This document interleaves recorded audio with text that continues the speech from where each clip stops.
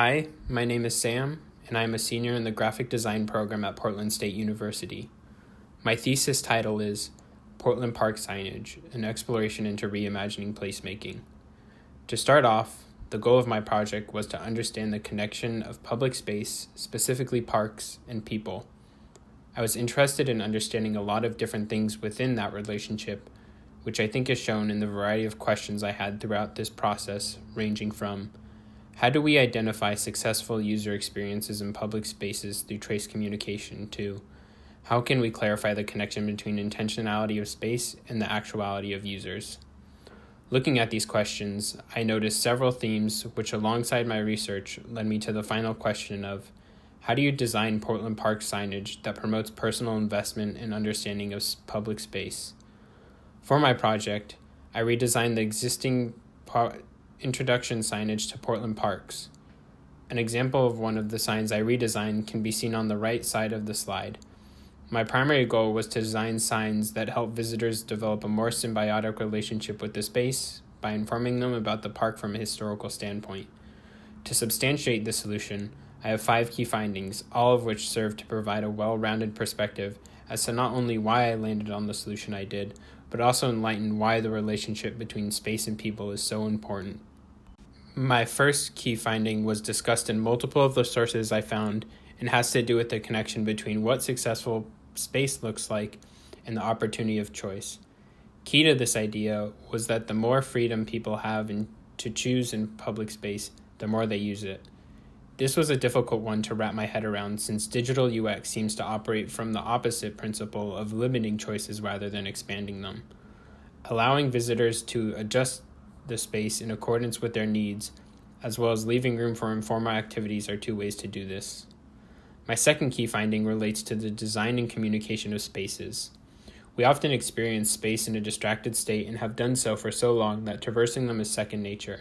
However, this is a byproduct of living in a world designed for income-earning and able-bodied individuals. To someone who does not fit this criteria, or even the norm, the process of existing in seemingly public space requires the ability to navigate.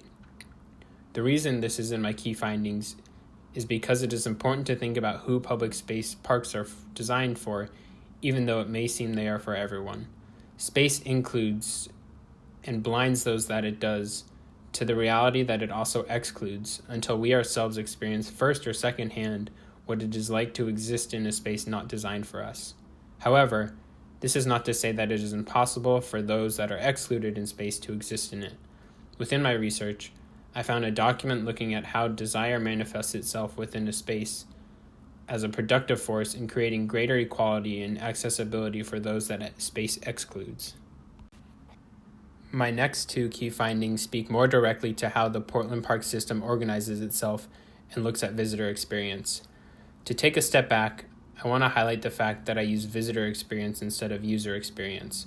To me, user entails a hierarchical structure of use instead of a harmony or respect for one's surroundings, which I think resides within the connotation of visitor.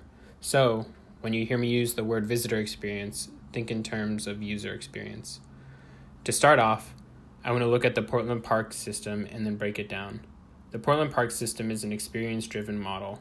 Within the experience-driven model that the Portland Park system uses, parks have different accommodations and relies on the fact that people are willing to travel for specific experiences.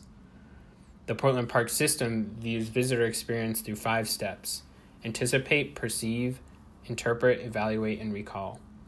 While I have them listed out on the slide, I think it is important to think of this as a cyclical process. Understanding this process when trying to develop a positive experience around parks is crucial because it gives you a framework to build experiences that people want to engage with. The Portland Public Park system organizes their parks into 3 categories. These 3 categories work to provide visitors with a variety of options. These 3 categories are nature, conservation spaces, such as the northern parts of Forest Park; nature people, spaces that are meant to connect people with nature, such as Washington Park and Mount Tabor; and people, spaces whose main function is to facilitate social interaction, such as Pioneer Courthouse Square. These 3 categories work together to form the Portland Park ecosystem and give people a variety of places to engage with space.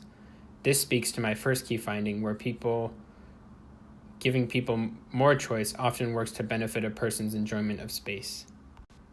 My final key finding was the result of my primary research observations. There were 3 key findings relating to inconsistencies within the existing signage. The first was the distance of the signs from the path. I found that the signs with a lot of information and text were often placed further from the path than the signs that only had an icon or a few words on them.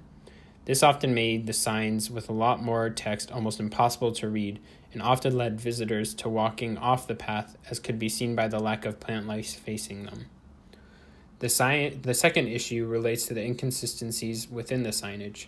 Signs that carry the same information often have different design treatments, and signs with different information often had the same treatment.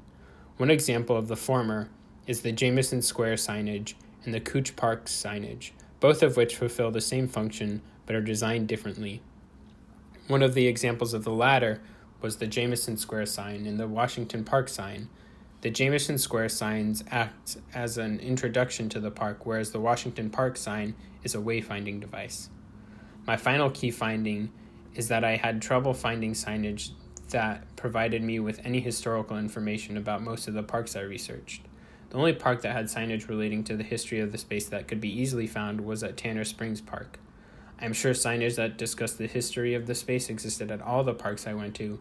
It just could not be found easily, which leads me to my solution. Within my survey, I found that most people going to parks live in suburban or urban areas, are within close walking distance from a park, and are going there for leisure activities or a break. My project is specifically targeted at people in the Gen Z group and younger, who will soon hold the responsibility of making sure that public parks remain. My second audience is baby boomers, who have a lot of purchasing power, and thus can take care of parks now. I would like to restate my question since I realize it has been a while since I have mentioned it. How do you design Portland Park signage that promotes personal investment and understanding of public space? There are 2 goals in this question, the first being how to promote personal investment, and the second being understanding public space. Within my research, I found that there was a lot of confusion within the current Portland Park signage. It was difficult to engage with and it looked very different. What this causes is confusion. What I am suggesting is a unified front within the Portland Park system. By developing a cohesive look for all the Portland parks, it becomes easier to not only communicate a message, but also to unify the voices of these spaces. To begin to solve the issue of inconsistency within the Portland Public Park signage system, I recommend a complete rebrand of the signage that would unite the voice of the Portland Public Park system. Within this rebrand, I outline 2 signs. The first is the introduction signage that is often seen when entering the parks, and the second is a sign that presents visitors with the opportunity to actively learn about the space they are in.